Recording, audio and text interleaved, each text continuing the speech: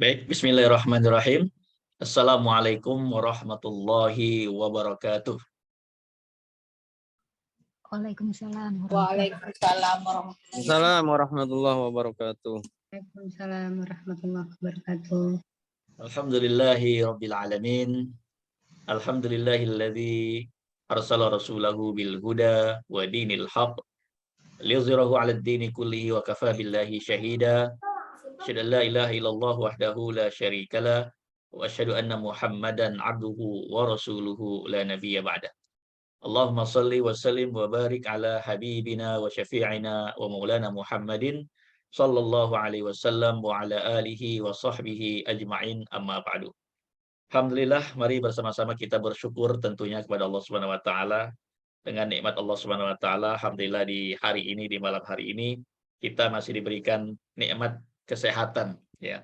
Nikmat iman, nikmat Islam, nikmat waktu. Ya, ini merupakan nikmat yang tentu kita bersyukur pada Allah Subhanahu wa taala karena kita masih diberikan banyak sekali nikmat oleh Allah Subhanahu wa taala ya.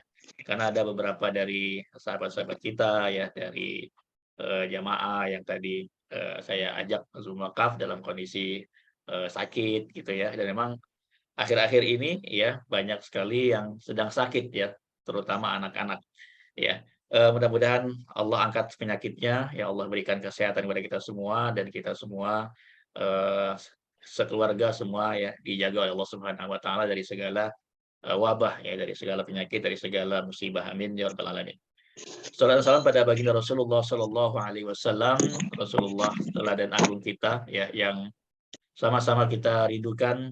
Mudah-mudahan kita termasuk dari umat Rasulullah yang di akhirat kelak akan mendapatkan syafaat ya dari Rasulullah Shallallahu alaihi wasallam. Alhamdulillah di malam hari ini kita kembali bertemu dalam kajian kita, yaitu kajian tentang perwakafan ya. Kita sering menyebutnya kajian kuantum wakaf, yang dulu kita sebut adalah kajian wakaf peradaban ya. Alhamdulillah kita bisa kembali ya melanjutkan kajian kita yang sudah lebih mungkin 1 bulan ya kita tidak mengkaji kembali tentang wakaf. Alhamdulillah di malam hari ini ya sudah banyak yang hadir dan mudah-mudahan apa yang hari ini kita sama-sama dengarkan kita mendapatkan ilmu tentunya ya, mendapatkan tambahan iman ya, dan juga mudah-mudahan Allah bimbing kita untuk menjadi hamba Allah ya yang mengikuti teladan Rasulullah dan para sahabat dalam berwakaf. Dan juga kita menjadikan wakaf ini sebagai gaya hidup kita ya, sesuatu yang sangat penting bagi setiap muslim ya, bagi setiap orang untuk mempunyai amalan wakaf. Baik, saya akan share materi kita di kesempatan malam hari ini.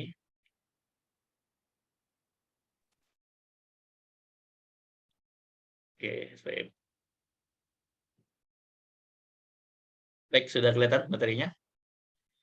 Baik, kita akan bicara tentang tema malam hari ini ya di kajian kita Quantum Wakaf, yaitu tentang bagaimana kita ya menjadikan wakaf ini sebagai bekal kita ya, sebagai sesuatu yang kita siapkan sejak hari ini ya untuk menjadi bekal kita nanti di akhirat kelak dan menjadi sesuatu penolong kita tentunya.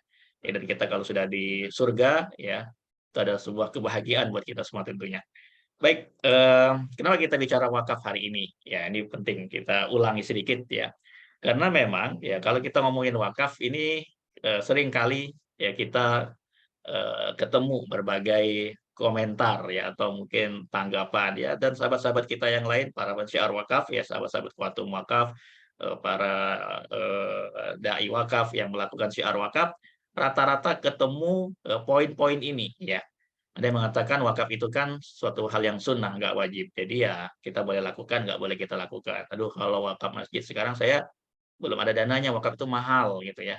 Ada yang merasa masih muda, "Ah, saya masih muda, jadi wakaf nanti-nanti saja," gitu ya. Ada yang mengatakan wakaf itu harus dalam bentuk tanah, gitu ya, pemahamannya masih memahami wakaf dalam bentuk tanah dan bangunan, gitu ya. Ada yang bahkan mengatakan wakaf itu nggak penting, gitu ya, karena ada sesuatu yang lebih penting lagi ketimbang wakaf. Aduh, kalau wakaf mah belum kepikiran lah sekarang, gitu ya, merasa belum sanggup, ya. Ada yang kepengen tapi gimana nih caranya? Nah, seperti itu. Nah, jadi inilah, beberapa komentar atau mungkin anggapan dari sebagian masyarakat kita ya ketika kita ngobrolin tentang wakaf. Jadi suatu wakaf itu suatu hal yang kayaknya belum bisa dilakukan sekarang ya. Karena kenapa? Karena mungkin masih ada prioritas-prioritas lain. Nah, apakah tepat seperti itu gitu ya? Nah, sedikit kita sebagai informasi awal gitu ya bahwa tanah wakaf di Indonesia saat ini sudah cukup banyak ya. Dari datanya ya itu ada 430.000 hektar tanah wakaf. Tanah yang sudah diwakafkan.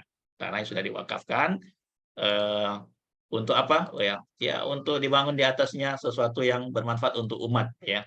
Nah, namun sayang ya, dari 430.000 hektar tanah ini 90% tanah tersebut terbengkalai ternyata, gitu ya. Kenapa bisa terbengkalai? Ya, nah tentu ya tanah wakaf yang begitu besar ini eh, minimnya dana, ya.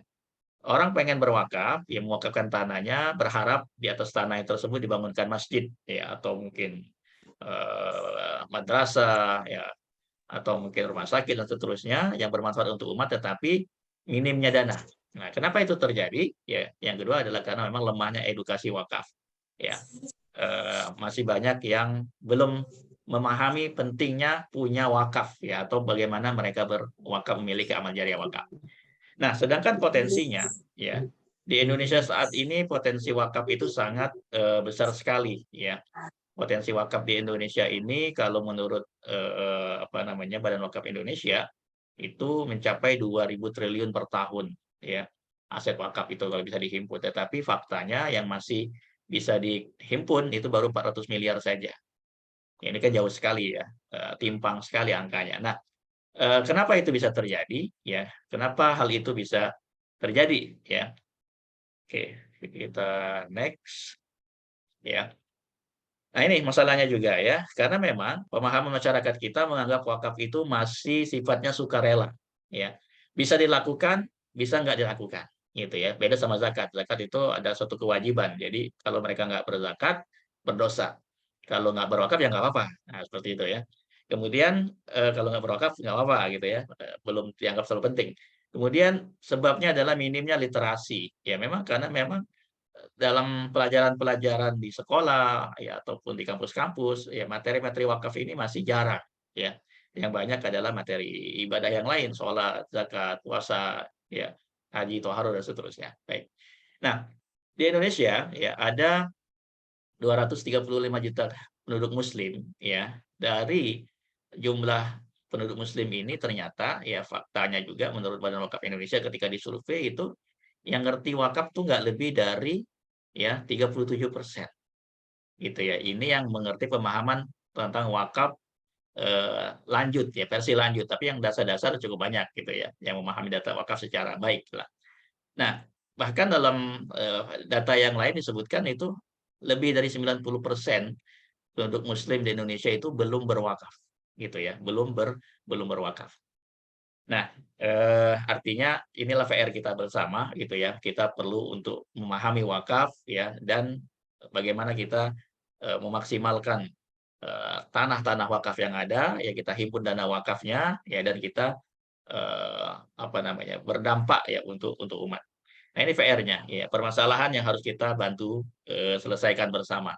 Banyak sekali ya tanah-tanah wakaf yang ada ya tetapi tadi ya mau bangun masjid nggak ada dananya, ya mau bangun sesuatu di atasnya pesantren, masih banyak sekali lahan-lahan yang belum bisa dibangun di atasnya sesuatu yang bermanfaat untuk umat ya.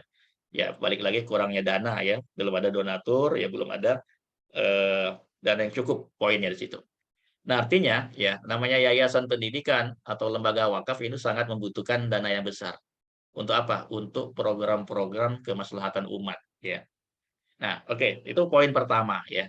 Yang kedua adalah kenapa kita bicara wakaf pada hari ini. Nah, ini poin pentingnya sebenarnya. Tadi kita bicara tentang sesuatu gambaran fakta ya di tengah masyarakat kita tentang wakaf. Nah, sekarang kita bicara wakaf ini kenapa? Ya, kenapa wakaf ya? Kenapa setiap orang bahkan setiap keluarga penting punya amal jariah wakaf? Ini pertanyaan berikutnya. Kenapa? Oke. Nah, kita jawab dulu pertanyaan berikut gitu ya. Berapa lama kita hidup di dunia ini? Ya, ada yang tahu nggak? Ya, nggak ada yang tahu kita. Tapi kalau menurut hadis Rasulullah SAW, ya, fase perjalanan kita di dunia ini antara 60-70 tahun, gitu ya.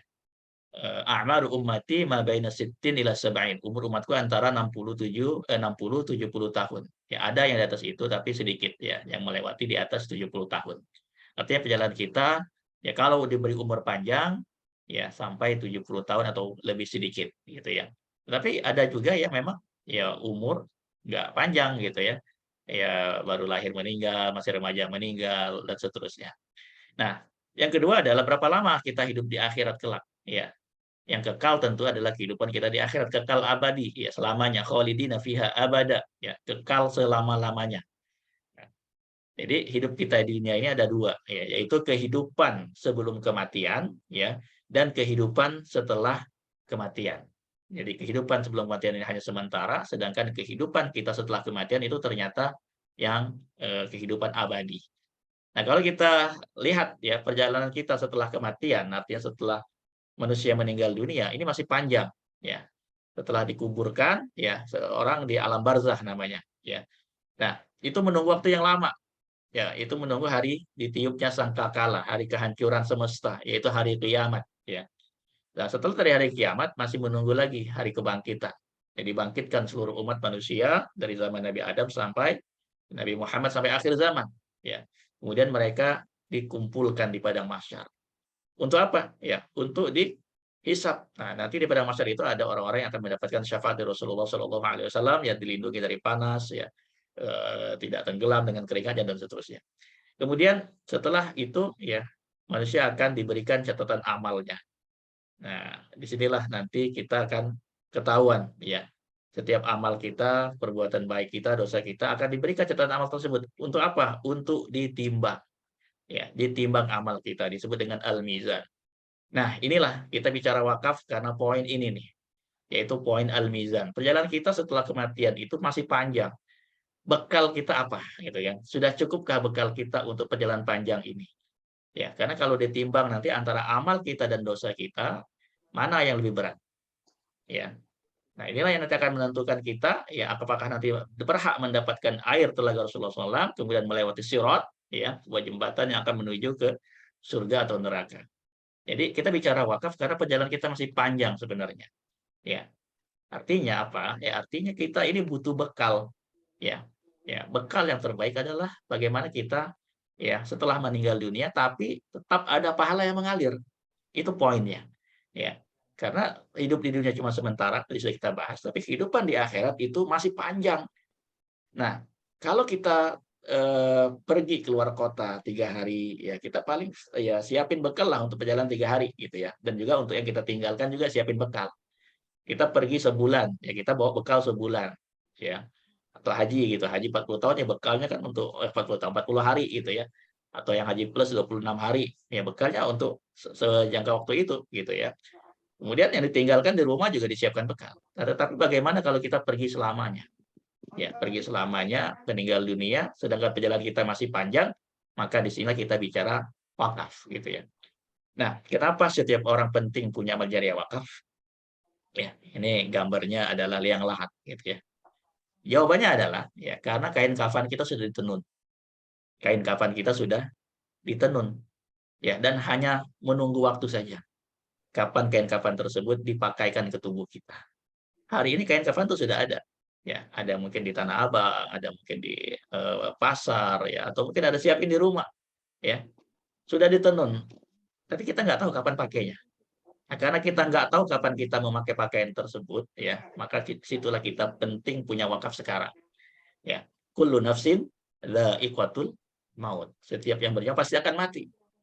Ya, wa innama tuwaffawna ujurakum yaumal qiyamah. Setiap ya pada kiamat nantilah akan diberikan ganjaran yang sempurna untukmu, ya.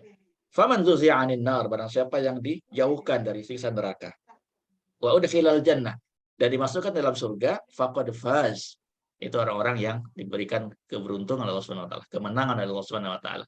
Wa mal hayatud dunya illa mata'ul ghurur. Tidaklah hidup dunia kecuali hanya kesenangan yang memperdaya.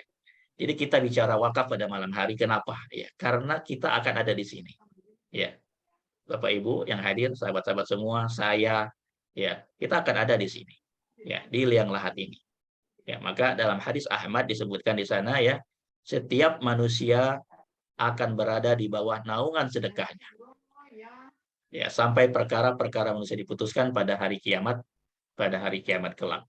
Ya, jadi ini poinnya. Jadi kita akan berada di naungan wakaf kita. Ya, sampai nanti hari kiamat kita akan diputuskan perkara kita. Seperti itu. Ya. Nah, maka kalau kita bicara kuburan, ya, ini kita akan bicara tentang Utsman bin Affan. Jadi seorang sahabat Rasulullah bernama Utsman ini punya sahabat juga bernama Hani, ya, yang dulunya adalah budak beliau.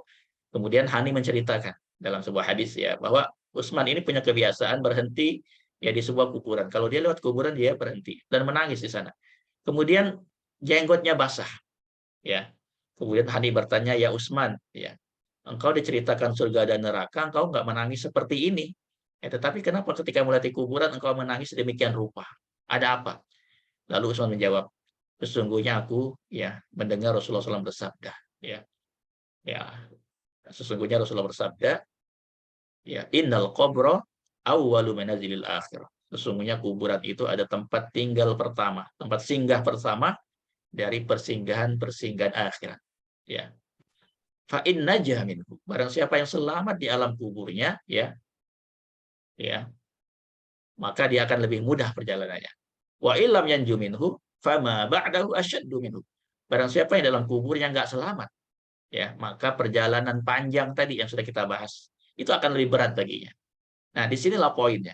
Apa yang akan menemani kita di alam kubur, ya, kalau bukan kita siapin dari sekarang, yaitu berupa wakaf. Rasulullah juga bersabda, ya, aku tidak melihat pemandangan ma ra'aitu manzoron qab, ya, tidak pernah melihat satu pemandangan yang lebih mengerikan illa wal qabru afza'u minhu, kecuali ya adalah seperti melihat kuburan yang begitu menakutkan. Nah, kalau Rasulullah SAW sendiri itu khawatir, ya, takut, ya, melihat gelapnya kuburan, ya, berada di dalam kuburan, maka apa yang kita siapkan untuk menerangi kuburan kita? Itu poinnya. Ya, maka dengan wakaf ini yang kita bicarakan malam hari adalah kita bicara tentang kita. Kalau tadi di awal kita bicara tentang lembaga-lembaga yayasan yang butuh dana wakaf gitu ya, atau butuh bangun masjid, bangun madrasah, bangun kelas, itu manfaat untuk umat, tapi kebutuhan wakaf itu pada hakikatnya adalah kebutuhan kita. Karena wakaf itulah akan menemani kita, menambah pahala kita, menambah timbangan berat amal kita. Ya. Nah, maka kalau kita buka surat Al-Munafiqun ayat 10, ya, di sana diungkapkan bahwa keinginan terbesar orang yang telah wafat, telah meninggal dunia, yang sehari ini berada dalam kuburan, mereka menyesali, ya. Rabbi laula akhartani. Tuhanku, kalau sekiranya Engkau berikan kesempatan kepadaku sedikit waktu lagi, ya. Laula akhartani ila ajalin qarib fa as-saddaqa. Ya, maka pasti aku akan sedekah. Ya, sedekah. Ya, sedangkan wakaf itu adalah sedekah jariah tapi. Ya, sedekah yang terus mengalir. Nah, itu disebut dengan wakaf. Ya, jadi keinginannya bukan yang lain-lain, nggak ada keinginan lain. Keinginannya cuma pengen wakaf saja, ya. Dan aku terus orang yang solih. Jadi jangan sampai keinginan berwakaf itu muncul, ya, ada hadir dalam hati kita justru pada saat kita sudah meninggal dunia. Maka tadi poin yang kita bahas di awal, ya, kita sharing wakaf, ngajakin wakaf, banyak sekali orang mengatakan, aduh wakaf nanti dulu deh. Seakan-akan membayangkan kehidupan ini masih lama, ya. Aduh wakaf kayaknya belum dulu deh, ada yang lebih penting. Urusan anak sekolah saya belum selesai nih, ya kan, rumah belum punya, cicilan masih banyak. Seakan-akan itu lebih penting daripada, ya, bekal kita untuk menghadap Allah Subhanahu wa taala. Ya. Ini perlu menjadi renungan kita bahwa kalaulah keinginan orang yang telah meninggal dunia itu pengen punya wakaf. Tetapi kenapa ketika masih di dunia, masih hidup, ya merasa wakaf itu suatu hal yang bisa dinanti-nantikan, ya. Artinya ditunda-tunda, ya, kapan dilakukan wakaf tersebut. Ya, maka inilah kita perlu menguatkan hati kita, ya. Semangat kita untuk bagaimana menyiapkan, ya, sesuatu yang pasti kita akan alami dan sesuatu itu sangat kita butuhkan, yaitu sesuatu yang menemani kita di alam kubur kita. Ya. Maka Umar bin Khattab ya pernah berkata, hasibu anfusakum qabla an tuhasabu. Hisablah dirimu sebelum dihisab, ya. Kita hisab diri kita, kita hitung, ya, bekal kita udah siap belum nih? Ya, dosa kita udah banyak atau amal kita yang udah banyak, bekal kita yang udah banyak. atau belum semuanya, ya. Nah, mana yang lebih berat antara timbangan amal kita atau dosa kita, ya. Eh, apakah yakin kita ya bahwa di akhirat kelak bahwa timbangan amal kita tuh udah lebih berat daripada dosa kita? Siapa hari ini yang yakin? Nggak ada, ya, nggak ada. Siapapun lah kita, nggak ada yang kita yakin banget bahwa timbangan amal kita sudah lebih berat daripada dosa kita. Bahkan justru mungkin sebaliknya, ya, dosa kita ya lebih berat daripada timbangan amal kita. Ya, nah berarti pertanyaannya adalah berapa banyak ya harta ya atau bekal kita atau amal kita yang sudah disiapkan. Ya kadang-kala kita berpikirnya kebalik-balik gitu ya. Bener, ya nggak ada salah juga ya kita ngumpulin aset ya, sertifikat tanah banyak banget gitu ya. Follower ya, mobil, kendaraan, uang dan seterusnya. Kita siapin untuk nyaman hidup di dunia ya, untuk enak hidup di dunia. Tetapi lupa untuk enak di alam kubur nanti. Ya. Semua harta akan kita tinggalkan di dunia. Ya. Rumah mewah, emas berlian, ya. Uang cash ataupun deposito, tas mahal, semua pasti tinggalkan di dunia, ya. Nah, itu bisa ya menjadi penyelamat kita kalau ya harta tersebut kita jadikan wakaf. Kita alokasikan wakaf. Apakah harus semuanya? Tidak.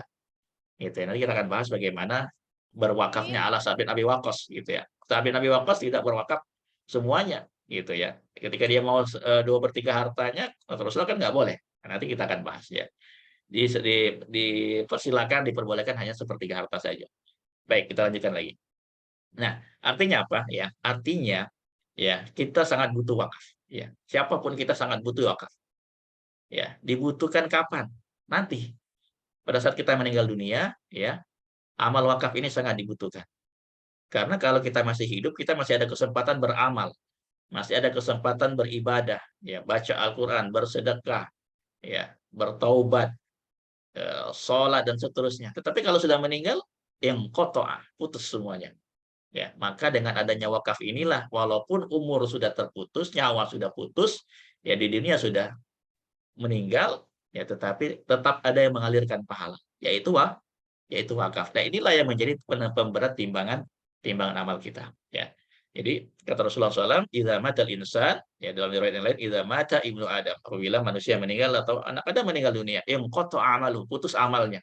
Putus amal kita, udah selesai. Tidak ada lagi bisa kesempatan beramal. Illa min salatin, kecuali 3 perkara. Yang pertama disebutkan yang paling utama, shadaqatin jariyah. Ya, karena sedekah ini bisa dilakukan siapa saja, siapapun, tidak ada alasan tidak bisa berwakaf. Ya, tidak ada. Ya.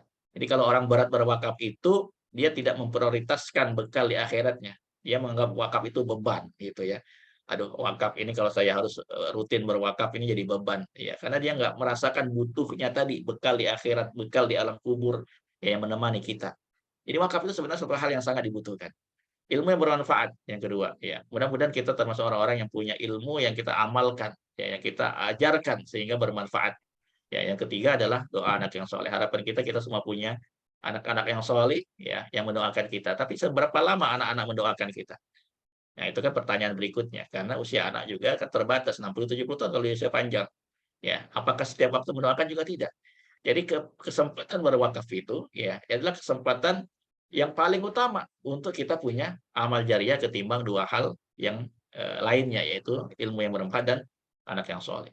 Ya, bahkan kalau kita berwakaf ke lembaga pendidikan gitu ya, di sana kita apa namanya yang belajar itu orang-orang belajar ilmu gitu ya kan, ilmu ini bermanfaat juga ya kan, dan itu adalah anak-anak juga yang belajar di sana soleh-soleh ya kan.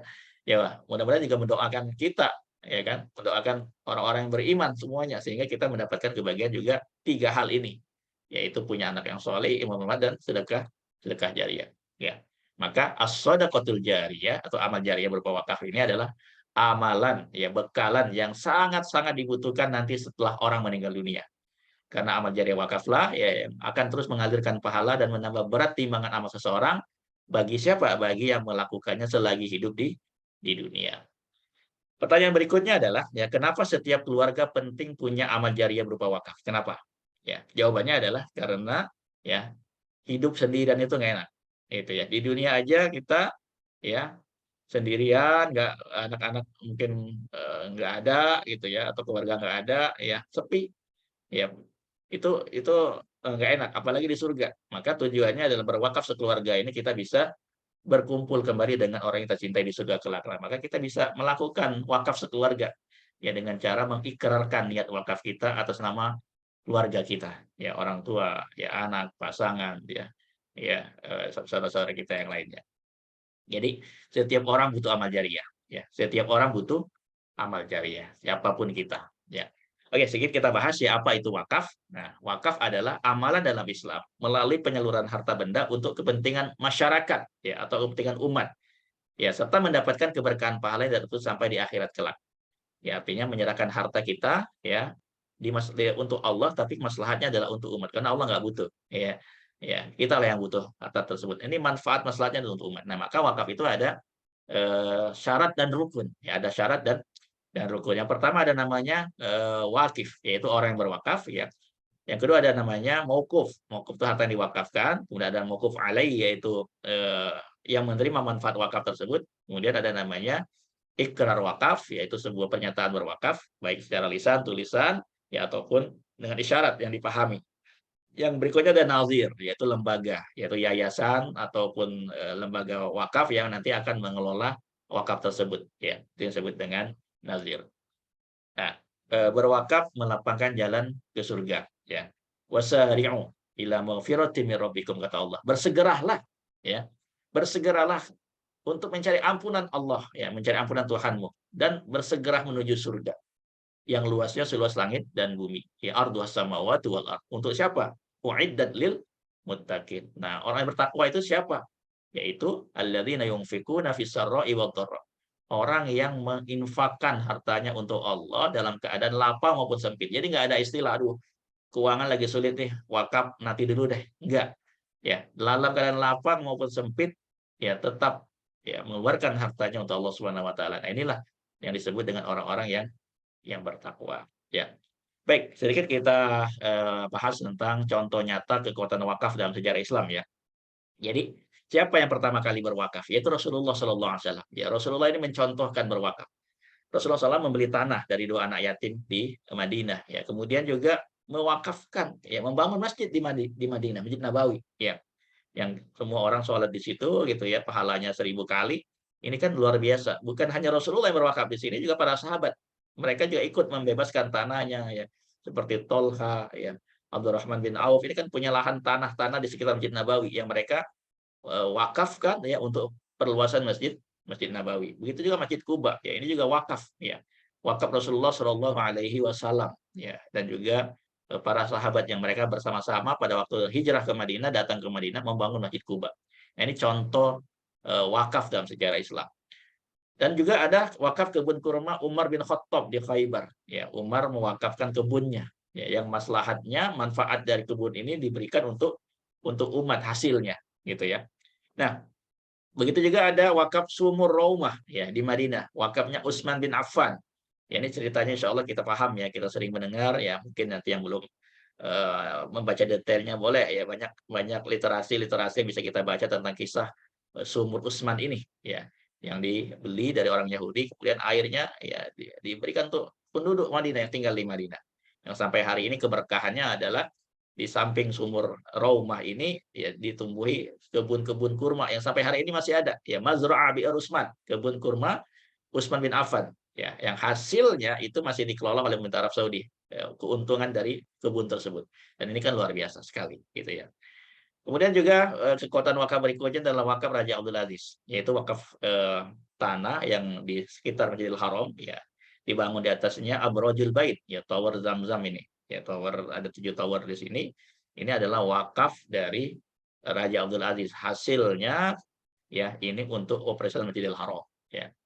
Kemudian juga yang terkenal, ya, di Kairo Al-Azhar ada wakaf Masjid Jami Al-Azhar, ya, yang awalnya masjid kemudian sekarang menjadi Universitas Al-Azhar.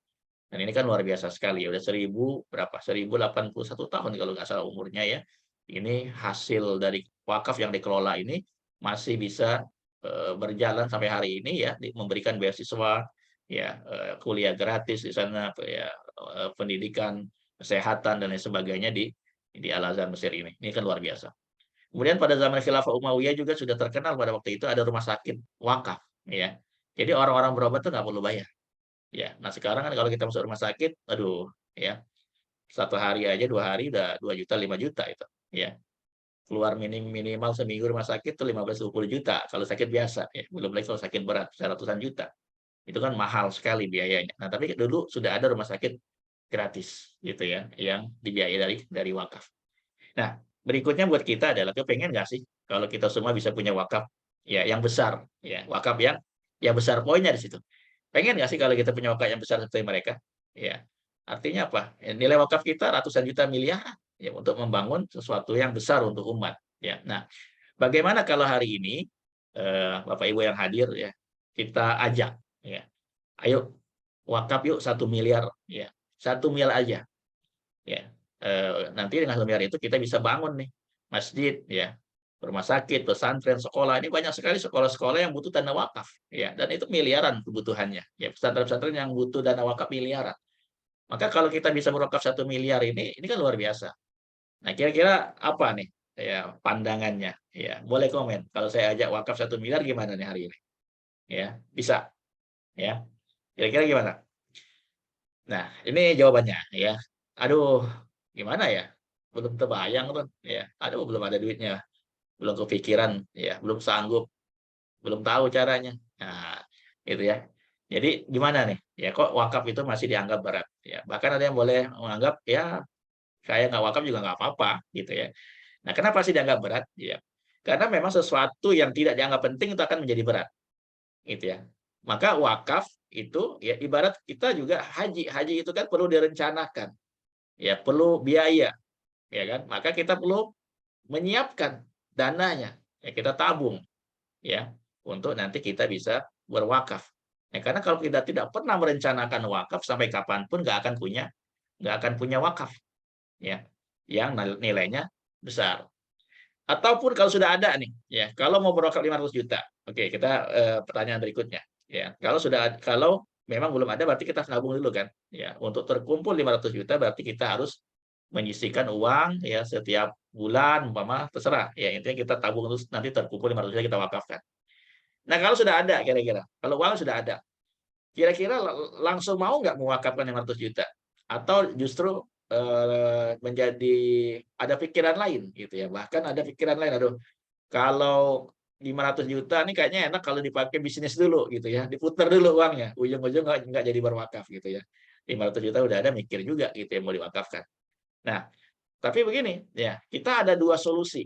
Ya, silakan pilih yang mana. Bagaimana kita bisa berwakaf 500 juta ya. Cara pertama. Jadi cara pertama yang kita bisa lakukan untuk bisa berwakaf 500 juta adalah dengan cara menabung setiap bulan 1 juta. Ya. Bulan pertama 1 juta, bulan kedua kita 1 juta, bulan ketiga 1 juta, bulan keempat 1 juta, ya. Bulan kelima ya 1 juta, ya sampai bulan ke-500 1 juta. Berarti kan 500 bulan 500 juta. Pertanyaannya, kita butuh waktu 500 bulan itu 41 tahun loh. Apakah yakin nyampai umur kita ya kan 41 tahun ke depan agar bisa berwakaf 500 juta? Belum tentu kan? Nah, maka kalau belum tentu ada ya caranya. Bagaimana kita bisa berwakaf 500 juta melalui program wakaf Alisha ya atau kuantum wakaf. Nah, inilah sebuah solusi, salah satu cara berwakaf dengan cara yang cerdas ya. Cara mudah, terencana dan pasti nilainya 500 juta. Gitu ya. Nilai wakafnya 500 juta. Contoh, nah ini kita berwakaf, contoh ikut program yang 1 juta sebulan, ya. Nah kita bisa langsung melakukan yang namanya ikrar wakaf, ya, atau janji wakaf wasiat kepada lembaga wakaf yang ingin kita tunjuk. Ya, di antaranya di sini adalah contohnya ini Ibu Lui, ya, berikrar wakaf di lembaga wakaf IKADI, gitu ya. Nah, untuk apa? Ya, untuk berwakaf niatnya menjadi wakaf masjid, wakaf sumur air bersih, dan wakaf untuk pendidikan dan dakwah. Ya, maka tinggal kita ikut aja bulan keduanya 1 juta, ya, bulan ketiga 1 juta, bulan keempat, nggak tahu ternyata umur nggak panjang bulan keempat, meninggal dunia. Ya, seharusnya kan nilai wakaf kita 3 juta ya, tetapi dengan program wakaf ini nilai wakafnya adalah tetap 500 juta. ya. Jadi nilai wakafnya adalah 500 juta. Nah, dan ini uangnya langsung diterima nanti oleh lembaga wakaf yang tadi awal kita lakukan ikrar wakaf. Nah, boleh ya. Di sini ada pilihan nazir wakafnya ya. Ada Namai Du'afa, Al Azhar, ada inisiatif wakaf, rumah wakaf, wakaf IKADI ya Kesma ya, dan ada juga lembaga pendidikan ya seperti apa namanya Maghfirah ya, atau sekolah adab ya, atau mungkin juga Askar Kauni ya, banyaklah lembaga-lembaga sekolah-sekolah yang juga bisa siap menerima wakaf wasiat ini gitu ya. Nah, ini contoh ya, kalau kita ke IKADI kan berarti niat wakafnya tadi membangun masjid ya. Kita bisa nanti dibangunkan masjid kalau meninggal dunia ya, ada dana 500 juta yang akan dibangunkan masjid yang melalui lembaga wakaf IKADI ya. Nah, sedangkan PR-PR yang lain masih banyak nih. Ya, ada wakaf untuk sekolah di beberapa tempat masih butuh dana wakaf ya. Ya, wakaf pesantren, ya, pesantrennya sangat sederhana sekali, ya, wakaf sumur, ya, wakaf masjid dan seterusnya. Nah, ini program-program wakaf itu banyak sekali. Ya, ini IKADI tadi. Oke. Nah, ini contohnya nih, ya. Jadi ini ada contoh eh, Ibu Nur Ain Oktavia ya, ikrar wakaf ya 500 juta kepada Yayasan Maghfirah Bina Umat ya. Kemudian di sini ada juga Pak Kasmen ya, Dr. Kasmen berwakaf 400 juta ya kepada lembaga Maghfirah Bina Umat, pesantren Maghfirah, pesantren Ustadz Hatta ya. Kemudian juga ini ada Ibu Yuli Puspitasari ya, ini dengan anak-anaknya ya, menyerahkan wakafnya sebesar 300 juta kepada Yayasan Maghfirah Bina Umat. Ini ada juga Ibu Indah, Dokter Indah ya, ini anaknya juga ada di Maghfirah dengan Pak Irfan ya. Pak Haji Irfan ini wakafnya 1 miliar ya. Wakafnya 1 miliar diserahkan ya kepada Ustadz Ahmad Hatta ya. Kemudian juga ada Ibu Dokter Ratna Komala Dewi ya, ini Ibu Dokter ya, wakafnya juga 1 miliar diserahkan kepada lembaga wakaf Maghfirah ya. Ini banyak sebenarnya ya. Kemudian juga ada Ibu Lia ya, Ibu Lia berwakaf 1 miliar ya, diserahkan wakafnya kepada lembaga wakaf IKADI ya. Dan banyak sekali. Nah, ini contoh yang sudah diterima wakafnya ya, karena baru ikrar wakaf berapa bulan gitu ya, 3 bulan kalau nggak salah, kemudian meninggal dunia ya.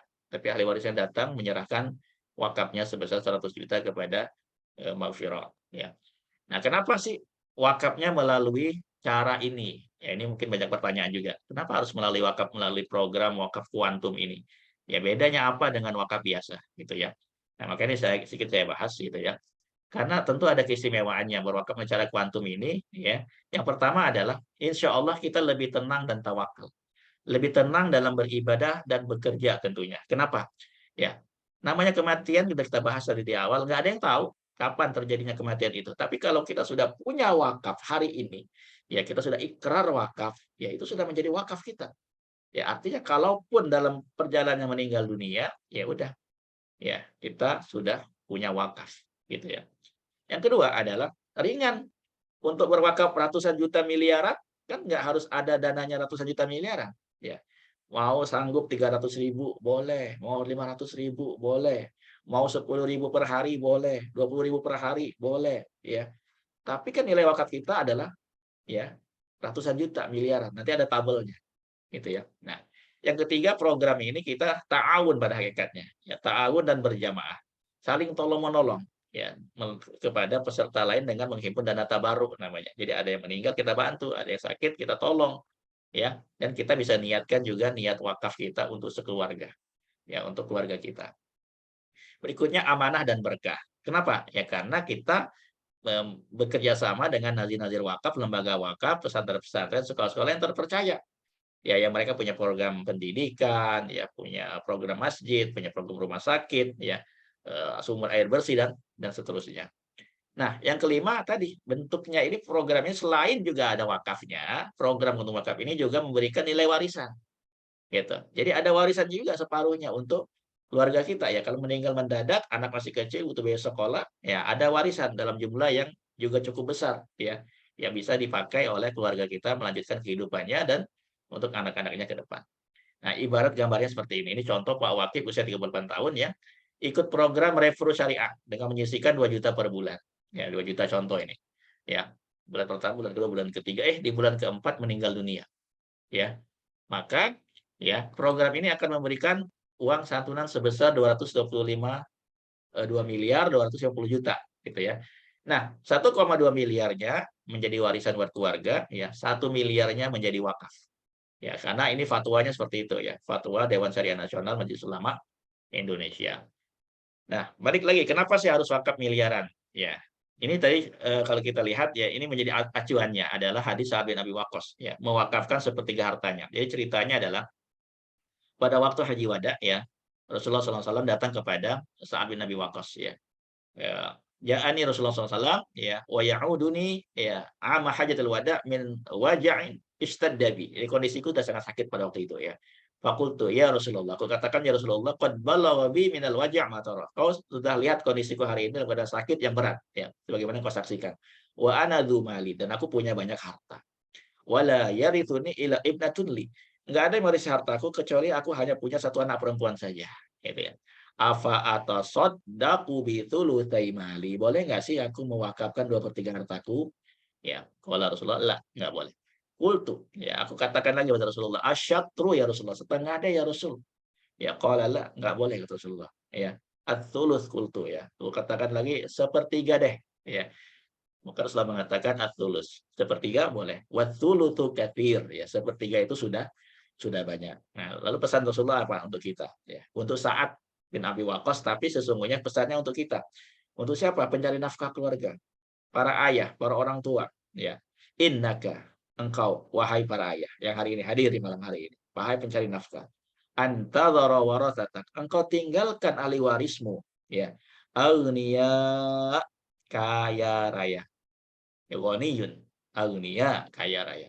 Khairun, itu lebih baik bagimu. Mana yang lebih baik? Meninggalkan 2 miliar, 10 miliar, apa tidak meninggalkan apa-apa? Apa meninggalkan 10.000, 10 juta? Tentu lebih baik meninggalkan yang lebih banyak. Khairun. Ya, aghniya, khairun, lebih baik bagimu. Min antadharahum. Daripada apa? Engkau tinggalkan mereka. Alatan, miskin. Yatakaffafunan nas. Minta-minta sama orang lain. Menjadi beban orang lain.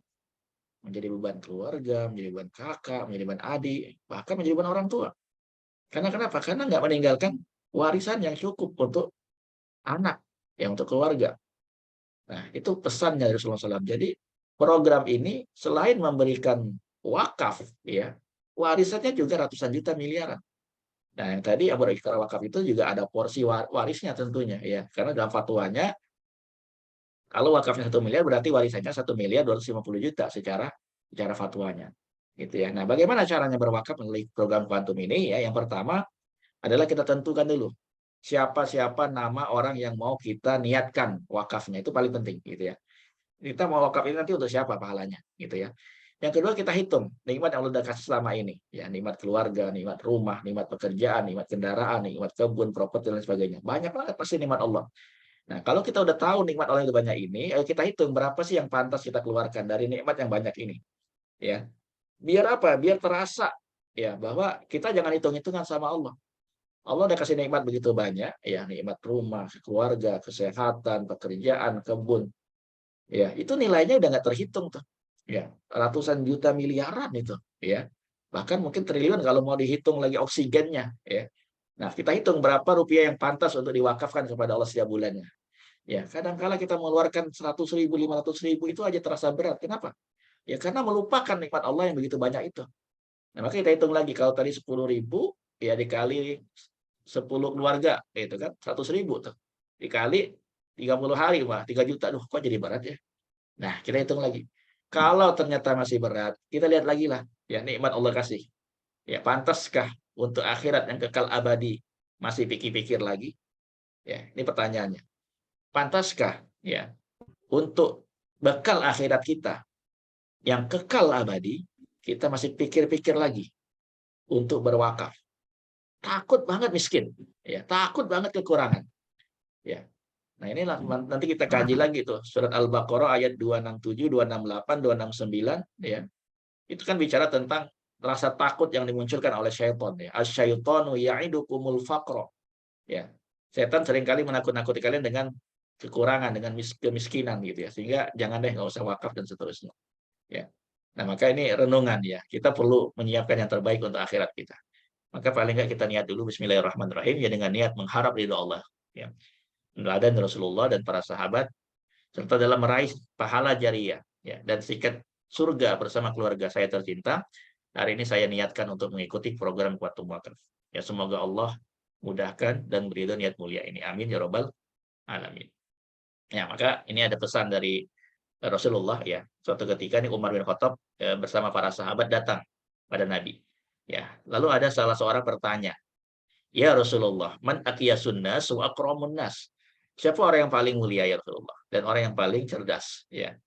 Ya, Rasulullah menjawab, ya, asyadduhum isti'dadan lil maut. Itu orang yang paling menyiapkan diri untuk kematiannya. Ya, itulah orang yang cerdas. Ya, mereka pergi membawa kemuliaan dunia, ya, dan kehormatan akhirat. Nah, maka untuk menjadi orang yang cerdas dan mulia kita perlu menyiapkan wakaf kita. Gitu ya. Nah, ini contoh adalah ibu kelas wara ya. Ya, berwakaf nilainya 2 miliar. Ya, nggak tanggung-tanggung. 2 miliar, ya. Untuk apa? Menjadi pahala jariah dirinya dan hadiah bagi kedua orang tuanya. Ya, itu niatnya. Ya. Kemudian ini ada Pak Yoga, ya, 41 tahun, ya, yang sangat sayang sama keluarganya. Cita-citanya berwakaf apa? Ingin bersama-sama kembali di surga bersama keluarga tercinta dengan menyiapkan wakaf 1 miliar. Ya, diniatkan untuk seluruh anggota keluarganya. Ya, maka kita hidup di dunia ini cuma 3 hari. Ya, kata Imam Hasan Al Basri tentunya. Ya, hari kemarin yang tidak mungkin bisa kita ulangi. Ya, hari ini kesempatan kita untuk beramal jariah, ya, besok wallahu a'lam. Ya, masih ada umur atau tidak, masih panjang bagi atau tidak, kita nggak tahu. Ya, maka kita perlu bersiap ya untuk menghadapi sesuatu yang nggak pernah kita tahu. Terakhir, slide saya, ya. Ini sebuah gambaran agar kita ya ringan ya untuk berwakaf. Ya, kita lihat ini gambar gunung es. Nikmat yang Allah udah kasih itu nggak terhitung. Nikmat itu tidak terbatas. Ya, yang kita syukuri itu kelihatannya dikit di atas ya. Nah, yang kita wakafkan lebih sedikit lagi ujungnya, gitu ya. Maka jangan sampai ya kita melupakan nikmat Allah yang begitu banyak yang di bawah ya. Kita lupa bersyukur ya dengan cara kita berwakaf untuk Allah Subhanahu wa taala. Bukan untuk Allah sebenarnya, untuk kita juga ya. Ya, manfaatnya memang untuk umat ya, diniatkan untuk Allah ya akan menjadi pahala untuk kita semuanya. Nah, jadi untuk informasi lebih lanjut ya, berapa sih yang harus saya siapin wakaf, hitungannya bagaimana, ya prosesnya gimana, ikrar wakaf seperti apa, ya silakan ya temui, tanya ya kepada sahabat Quantum Wakaf yang mengundang di malam hari ini. Ya mudah-mudahan sharing di malam hari ini bermanfaat ya untuk kita semua ya. Wa tazawwadu ya, berbekallah ya. Fa inna khairaz zadit taqwa. Ya, karena sebaik-baik bekal adalah takwa. Yang kedua adalah ya ad-dunya mazra'atul akhirah. Dunia ini adalah ya tempat ladang akhirat ya. Wa khairul budhuril yaum, dan sebaik-baik bekal yang kita tanam di hari ini al-waqaf adalah wakaf ya, adalah wakaf. Wallahu a'lam bishawab. Ya, lebih kurang kita mohon maaf, pada Allah kita mohon ampun. Ya, kita dengan alhamdulillah. Alhamdulillahirabbil alamin, dan doa kafaratul majlis. Subhanakallahumma bihamdika asyhadu an la ilaha illa anta astaghfiruka wa atubu ilaik. Wassalamualaikum warahmatullahi wabarakatuh. Waalaikumsalam. Waalaikumsalam warahmatullahi wabarakatuh. Waalaikumsalam warahmatullahi wabarakatuh. Terima kasih.